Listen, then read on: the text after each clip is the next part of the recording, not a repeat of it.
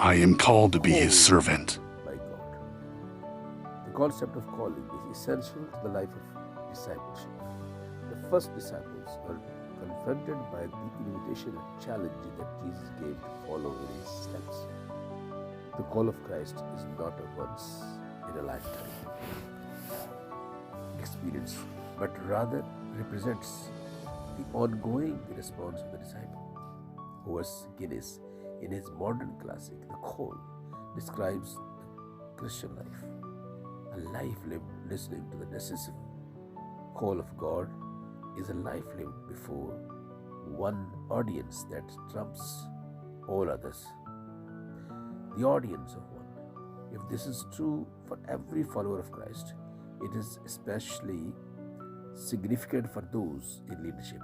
For God's calling is the key to igniting a passion for the deepest growth and highest heroism in life. However, some leaders are so obsessed with their own sense of calling that they marginalize those around them or simply use them to serve their own ends. This runs contrary to the pattern of the New Testament, in which disciples are called, not in isolation but as part of a community of the called. The call of Jesus is personal, but not purely individual. Jesus summons his followers not only to an individual calling, but also to a corporate calling. It is this corporate understanding that will provide safeguards against the reverse side of calling. Guinness identifies three temptations that represent this reverse side that every leader must address: conceit, envy, and greed. God's calling applies to the totality of God's people. It is restricted to leaders. This is an important point not just for followers to grasp, but also for leaders who themselves have a strong sense of calling. The myth of the restricted call has crippled the church's mission in the world.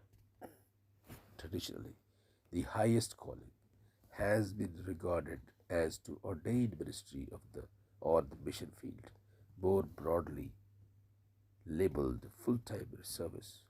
Over time, this has led to two distinct classes of Christians: the clergy, those ordained to the pastorate, and the laity, the majority from which the few were selected.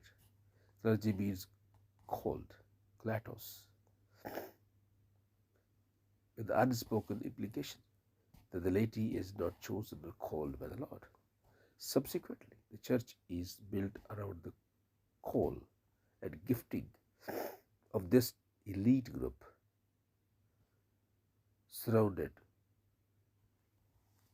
by a marginalized laity. Such a separation breeds, on the one hand, resentment and struggles for power and influence, and on the other, passivity and the avoidance of responsibility over spiritual issues that are regarded as the domain of the clergy.